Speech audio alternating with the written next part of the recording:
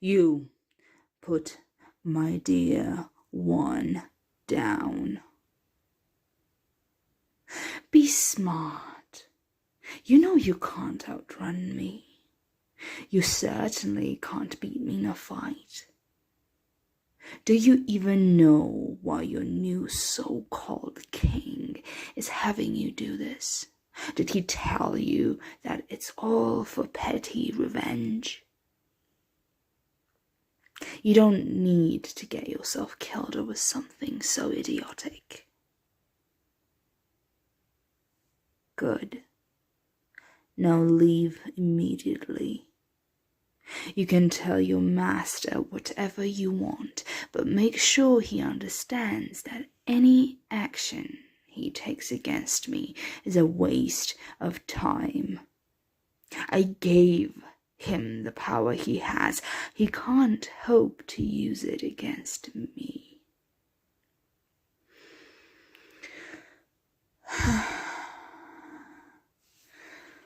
Dear one, are you all right?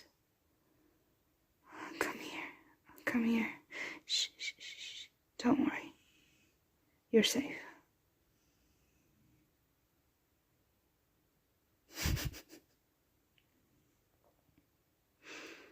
Nothing could have happened to you. In the worst case scenario, they would have been a short chase and then I would have brought you right back here. You can't be hurt by anyone, so long as you're mine. Still, I'm sorry I wasn't already by your side. I'm sure it must have been scary, being manhandled by some menacing stranger. I was attending to something. I should have been more cautious. Oh, God, it's chilly in here, isn't it? Thanks to that broken window. Come with me. We'll go to my room to talk. Oh, very perceptive of you, my dear one. You're correct. It was my former client, now king of the northern elf lands, who sent that kidnapper after you. Just as I feared, he saw you as a target to get back at me. I'm sure he would have held you ransom to convince me to do something to solidify his rule. Come inside. I have the fireplace going, so it's nice and warm in here. More importantly, it's completely safe. My window looks out to the courtyard, so it wouldn't be so simple for someone to get in, like yours. I should have moved you in here as soon as I heard about the attack, but I went to survey his forces first. Yes, that's right.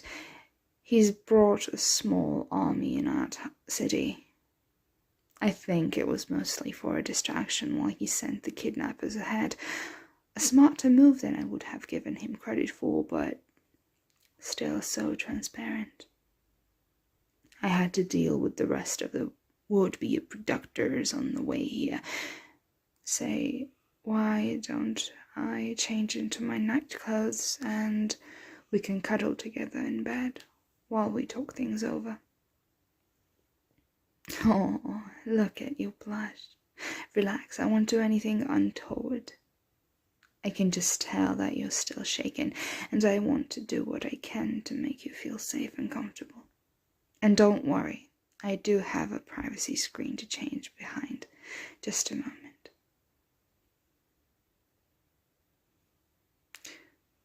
What is that, dear? Oh, the army. Nothing to worry about. We vampires built this city expecting that people would someday try to come in and wipe us out. The outer wall is probably the sturdiest ever devised. They don't have a chance of breaching it, and the window for sneaking in amid the confusion has passed. Not to mention, well, this city is packed to the brim with the most powerful vampires in the world. We'll let them play at their siege for now, but We can drive them off easily whenever we choose. Much better. I love how my dresses make me look, but I can't stand how restrictive they are. Now, come here and let me put my arms around you.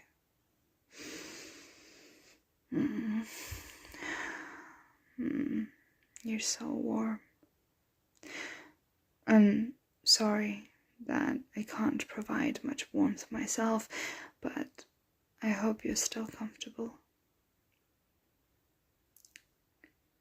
Now, where were we? About the king.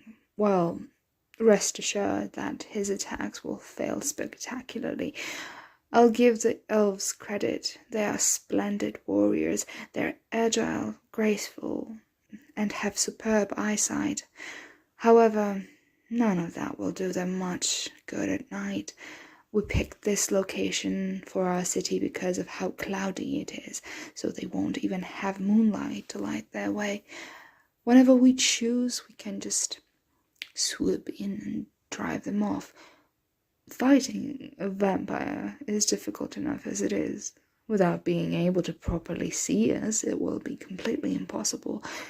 They'll likely retreat without so much as a drop of blood split, regardless of what the Fool King orders. That's how we prefer to do things. We have a bad enough reputation as it is, simply by being what we are. We don't need to worsen things by killing when we don't need to. I don't even need to kill that king, even though now is a prime opportunity, given that his very first act was to lead an impressively poorly managed military action against an overwhelmingly powerful enemy for the sake of personal vendetta.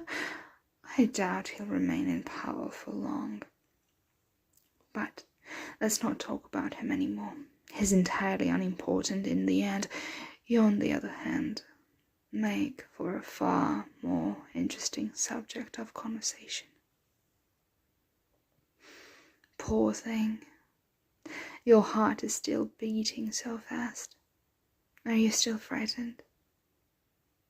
You don't have to worry about anything with me around, you know? Well then, something else must be making your heart thump so furiously. Is it because you're lying here in my arms? Oh, you're so sweet. It warms my heart that you react that way to me. When I was turned, I spent years being hunted and called a monster. It was awful, and for a while I thought they were right.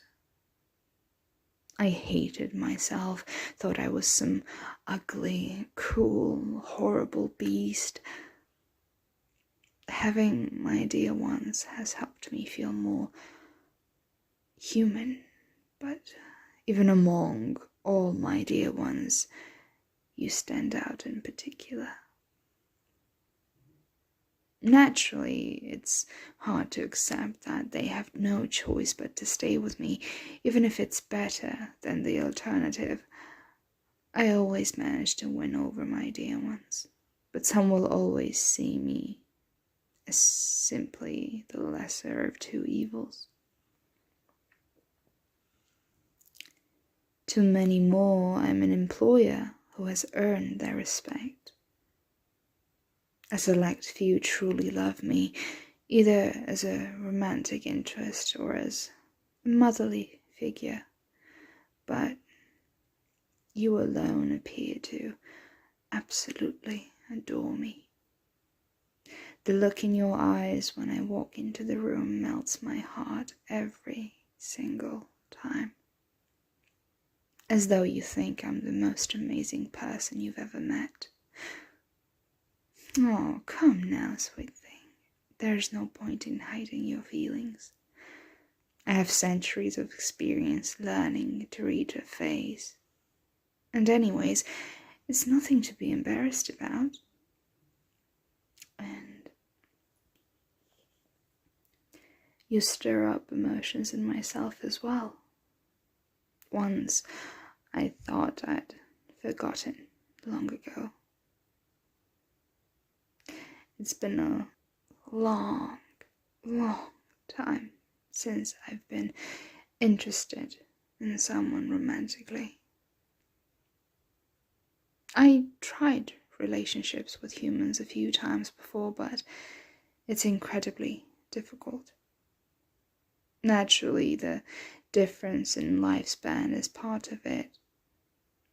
It's heart-wrenching to fall in love with someone who you know will die relatively quickly, and I couldn't bear to turn them into a vampire, knowing how difficult it's been for me.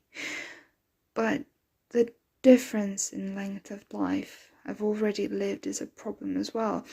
My wealth of knowledge is useful, but in the past my partners have come to resent how much more experienced and far-seeing I am than them. Sort of like how humans with different levels of maturity can struggle to get along. Funnily enough, the same factor makes relationships with vampires difficult as well, but for different reasons. When two people have both lived so long, they can easily find that they have strongly opposed opinions on many subjects. But you seem very different from any of the people I've loved before. You don't seem to be intimidated by my power and wisdom. Rather, you act as though you're in awe of it. It makes me think that perhaps we could have something that works. Now, I want to be clear on a few things. First, this is not an order. I keep you here as my dear one for the sake of my own existence, but I won't force you to enter a relationship with me. Second, I'm not completely sure yet what sort of relationship this could become.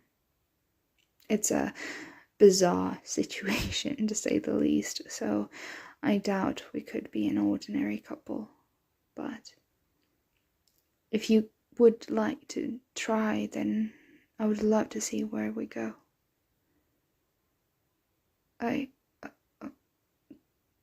That was quick. Are you sure, dear? You can think it over if you want. You don't need to leap into this. Oh, my wonderful dear one. You made me so happy. No, no, wait. You're no longer simply one of my dear ones, are you? What should I call you? No point in overthinking it. I'm sure my love will do for now. What do you think? Very well then. Thank you for being your wonderful self, my love. I'm going to do everything in my considerable power to make you happy. And I only ask that you do the same for me.